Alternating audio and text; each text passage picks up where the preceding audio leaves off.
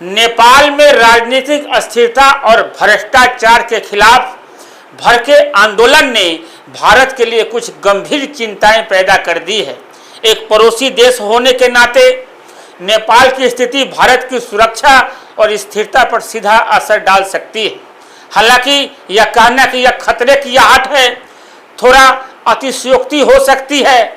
यह भारत के लिए एक चेतावनी और सीख है कि अगर किसी देश में राजनीतिक व्यवस्था जनता की अपेक्षाओं पर खरी नहीं उतरती तो उसके क्या परिणाम हो सकते हैं।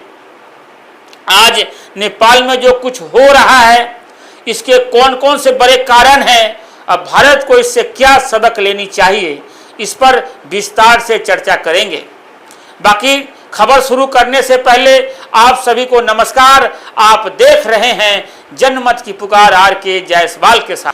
भारत के पड़ोसी देश नेपाल में राजनीतिक भ्रष्टाचार देश को लील गया।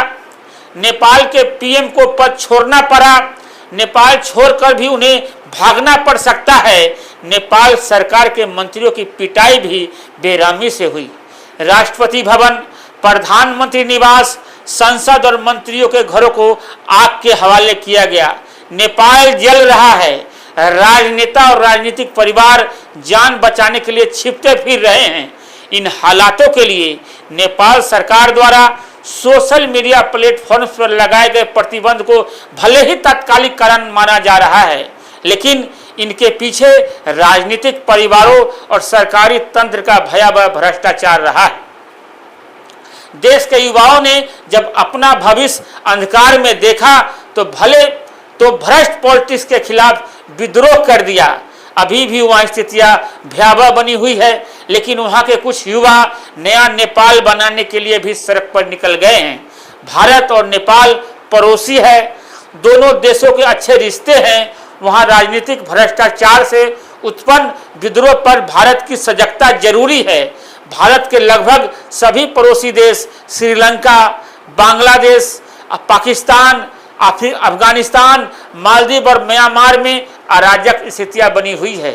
श्रीलंका और बांग्लादेश में तो तख्ता पलट हो चुका है। सभी देशों में राजनीतिक भ्रष्टाचार प्रमुखता से उछलता रहता है।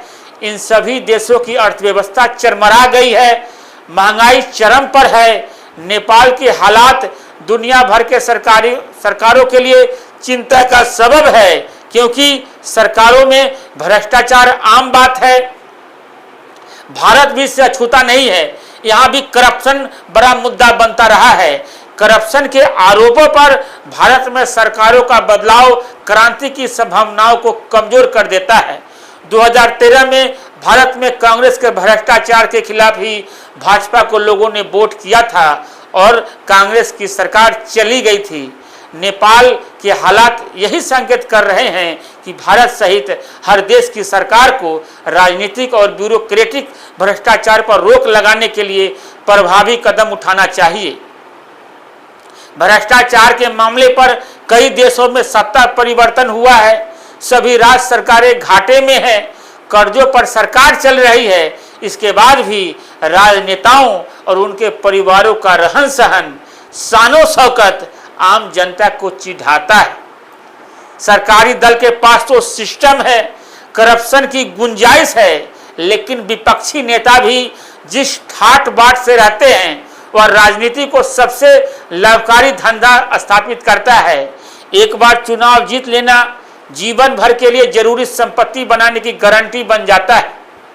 भारत में प्रभावी राजनीतिक परिवारों को अपनी इमेज को लेकर सावधान होने का समय है। उनकी लाइफ स्टाइल, शानो शौकत और अकूट संपत्तियां सोशल मीडिया के जमाने में देश से छिपी नहीं रह सकती। देश के लोगों को वास्तविकता समझ में आ जाती है। भ्रष्टाचार रोकने के लिए गंभीर और कदम उठाने की जरूरत है। दूसरों का हर्ष देखकर खुद को सुधारना ही बुद्धिमानी की निशानी है। भारत के राजनीतिक परिवारों को सुधरने का वक्त है। दूसरों को चोर कहने से खुद की चोरी नहीं छुपेगी।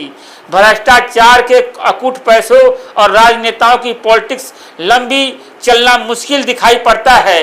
वैसे जो भी हो, लेकिन नेपाल का हंगामा भारत के लिए खतरे की आहट है। भारत भीतर से नहीं टूट रहा है तो किनारों से खाना शुरू करो। श्रीलंका, पाकिस्तान, बांग्लादेश और अब नेपाल से सटे भारत की सीमा बेहद खतरनाक है। रक्सौल, जोगबनी, पानी टंकी, सुनौली, जटही, जयनगर, दिघल बैंक से सीतामढ़ी की सरहद पर जिन्होंने घुमकरी की है, अच्छे से समझते हैं। बारूद के पलीते बिछाए हुए हैं। जानकारी के अनुसार विपक्ष जल्द भारत में करप्शन और अभिव्यक्ति की आज़ादी का मुद्दा उठाएगा। नेपाल में आंदोलन तथा हिंसा की असली वजह सिर्फ सोशल मीडिया बैन नहीं है, बल्कि इसके पीछे अमेरिका और चीन का सीक्रेट कनेक्शन छुपा है। दोनों महाशक्तियां नेपाल को डिजिटल सिस्टम पर दबदबा चाहती है। सोशल मीडिया बैन से नई पीढ़ियां भड़की और आंदोलन हिंसा हो गया। अब सवाल यह है कि नेपाल के फैसले पर कौन हावी है, अमेरिका या चीन? वीडियो को आखिर तक देखने के लिए बहुत बहुत धन्यवाद। जैसे इस खबर में कोई नया अपडेट आता है फिर से हाजिर होंगे, तब तक के लिए नमस्कार। अगर आपने हमारा अभी तक चैनल सब्सक्राइब नहीं किया है तो कृपया चैनल सब्सक्राइब कर लें, लाइक करें, शेयर करें, कमेंट करें। तो मिलते हैं फिर किसी और खबरों के साथ।